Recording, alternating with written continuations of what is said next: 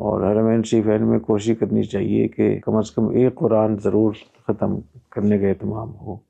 تہجد کا خاص طور پہ اہتمام کرنا چاہیے۔ بیت اللہ شریف کو دیکھنے کی کوشش کرنی چاہیے، ایسی جگہ ڈھونڈیں جہاں سے بیت اللہ نظر آ جائے، اور اس میں کسی کو تکلیف بھی نہ پہنچائیں اور دو نمبری بھی نہ کریں۔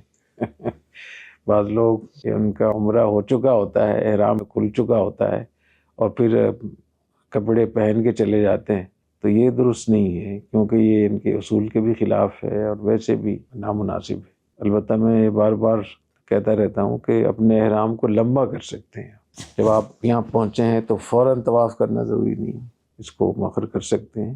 بہتر ہے کہ جلدی کریں، اور جب آپ نے طواف کر لیا تو فوری طور پہ صحیح کرنا بھی ضروری نہیں۔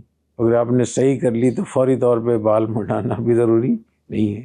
تو یہ تو ایک جائز طریقہ ہے، لیکن احرام کھل گیا اور پھر آپ غلط بیانی کرتے ہوئے اپنے عمل سے وہاں جا رہے ہیں، تو یہ درست نہیں ہے۔ اور بعض لوگ اپنے سر پہ ٹوپی بھی رکھتے ہیں، کپڑے بھی پہنتے ہیں، سر پہ ٹوپی بھی رکھتے ہیں، تو یہ تو بالکل ہی غلط ہے، کیونکہ اس میں ایک تو یہ کہ آپ نے قانون توڑا، غلط بیانی کی، یا لوگوں کو دھوکے میں ڈالا جو وہاں کے منتظمین ہیں۔